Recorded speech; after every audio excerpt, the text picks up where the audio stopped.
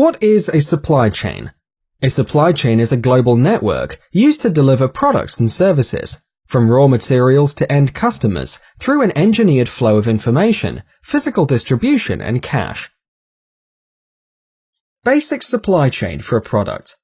The below figure illustrates a very basic supply chain with three entities, a producer with one supplier and one customer. Four basic flows that connect the supply chain entities together are as follows. Flow of physical materials and services from suppliers to the end customer. Flow of cash from the customer to the raw materials supplier. Flow of information back and forth along the chain. And reverse flow of product returned. A basic supply chain in this figure is made up of these entities. Seller is a supplier who provides goods and services, or a person or organization with whom the buyer does business. Their generic term in marketplace is seller. Supplier provides materials, energy, services, or components for a product or service, such as plastic, fabric, electric wiring, or aircraft. A producer is the one who receives components from the seller to produce a finished good or service, such as shirts from fabric, crockery from plastic, power from electric wiring, or provides transportation through aircraft. The customer is the one who receives the finished product. That is the one who wears those shirts, uses the crockery, turns on the lights, or flies in an aeroplane. Strategies. There are three types of supply chain strategies: stable, reactive, and efficient reactive. Stable supply chain strategy is appropriate for chains that are focused on execution, efficiencies, and cost performance. They use simple connectivity technologies and have little need for real-time information. For example, table salt manufacturer uses scale production and dedicated capital assets. Reactive supply chain strategy works well when the chain acts to fulfill demand from trade partners. For example, manufacturer of sports team apparel for fans. When a team makes it to the next round, more products are needed. However, for the losing team, demand virtually disappears. Efficient reactive supply chain strategy focuses on the efficiency and cost management on the total delivered cost of finished goods. For example, in supermarket chains, distribution centers, logistics providers, and manufacturers cooperate to replace the goods sold in the shops within less than 24 hours. Flows in supply chains. There are four flows in supply chains. Information flow includes invoices, sales literature, specifications, receipts, orders, and rules and regulations. Primary cash flow includes payments of products and supplies. Primary product flow includes materials, components, supplies, services, and finished products. Reverse product flow includes returns for repair, replacements, recycling, and disposals. Supply chain example. Consider a supply chain model of a bakery who sells a variety of cakes, and this baker is one end of a supply chain. In this case, a supplier is a wholesale food distributor that provides ingredients such as flour, cream, and sugar. The bakery is the producer who turns those ingredients into a variety of cakes. The bakery is operated by an owner who is the retailer and who sells these cakes to the customer. Supply chain in manufacturing. Consider a complex manufacturing supply chain model that appears in corporate supply chains. In this model, you will notice the second tier of suppliers and more distribution centers and customers. These suppliers supply materials as well as services. You put the manufacturing at the center and suppliers of components to the immediate left. The Tier 1 suppliers have their own suppliers in Tier 2. For example, Tier 1 supplier might be a wholesale food distributor that purchases flour from its own supplier. This supply chain for flour starts from farmer's wheat field, which is supplied to the food distributor, processed in a plant, shipped to wholesalers, and distributed to the stores. No matter how far you travel toward the left, you will never run out of new tiers of suppliers. Primary product flows from left to right, and primary cash flows from right to left.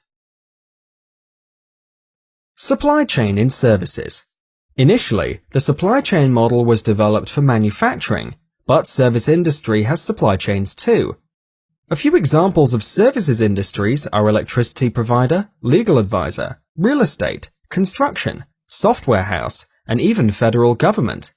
In its broadest sense, service industries include all organizations except farming, mining, and manufacturing. Below exhibit illustrates the supply chain of an electric utility. It receives products, services, and supplies, and dispenses its services to home customers, commercial customers, and to other utilities. Firms generally pursue one of the two types of supply chain management: vertical integration and lateral or horizontal integration. Vertical supply chain management. It is an arrangement in which the supply chain of a company is owned by that company.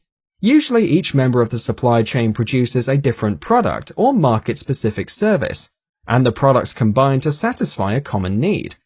This structure still persists in some companies. Vertical integration enterprise may grow from an entrepreneurial base by adding departments and layers of management, or through mergers and acquisitions. For example, in an attempt to create a self-sufficient enterprise, Ford owned iron ore mines, steel mills, a fleet of ships, manufacturing plants, and showrooms that built and distributed the Ford cars. Horizontal integration. It is an expanding of a business by acquiring a similar company in the same industry. It is contrasted with vertical integration, where company produces different items which are related to one product. A company may do this via internal expansion, acquisition, or merger. The process can lead to monopoly if a company captures the vast majority of the market for that good or service. For example, a company that manufactures shampoo may add other brands to appeal to a wider customer base. Benefits of vertical integration. Its primary benefit is control.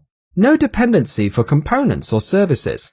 Operations can be synchronized with other company functions. Benefits of lateral integration. They achieve economies of scale and scope.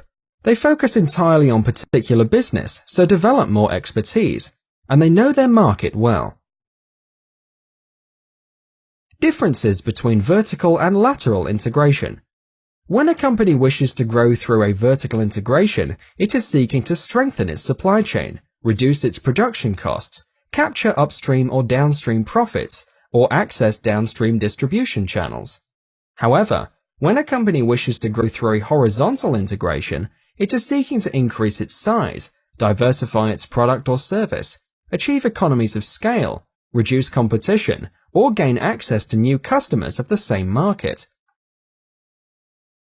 Stages of supply chain management evolution. The advances in supply chain management are reflected in each supply chain's development. There are typically 4 or 5 sequential stages globally and within organizations. Starting from stage 0 to 4, they are stable, multiple dysfunction, semi-functional enterprise, integrated enterprise, and extended enterprise.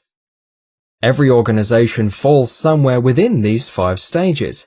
Some companies shelter from changes, so they are less advanced. Some took advantages of changes, and some organizations believe that they are in the most advanced stage.